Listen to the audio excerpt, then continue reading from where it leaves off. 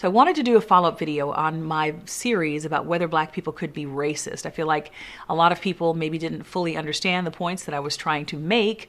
A lot of folks just didn't like the points I was trying to make, which I have no clarification for you if you just didn't like it. But if there are things that you truly didn't understand, I wanted to clarify a few of the finer points. My statements are in no way meant to make an excuse for prejudice or bigotry or bad behavior on the part of Black people or anyone else.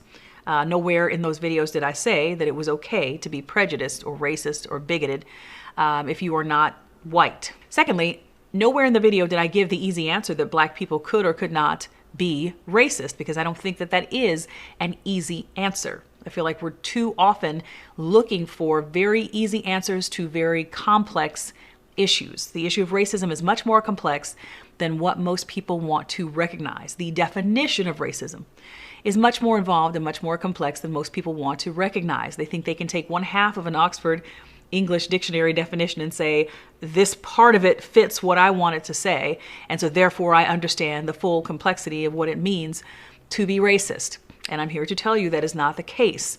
That's like taking John 3:16 and saying, because I know that scripture, I fully understand what it means to be a Christian. You understand a part of it.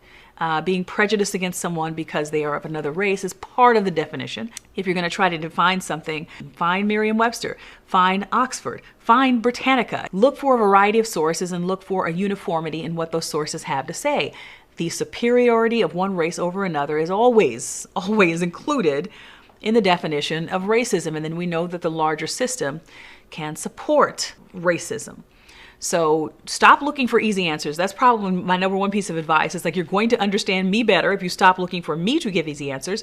And then you're going to understand some of these complexities that we deal with around race a lot better if we stop looking for easy answers, because they very rarely exist. If someone gives you an easy answer, yes or no, they're leading you down a path that is probably not entirely truthful. I also wanted to clarify that mentioning trauma or hurt when Black people say things that are out of pocket or racially prejudiced, bigoted, again, I am not making excuses for Black people being mean-spirited or saying racially hurtful things, racially prejudiced things, because yes, Black people can say racially prejudiced things, obviously.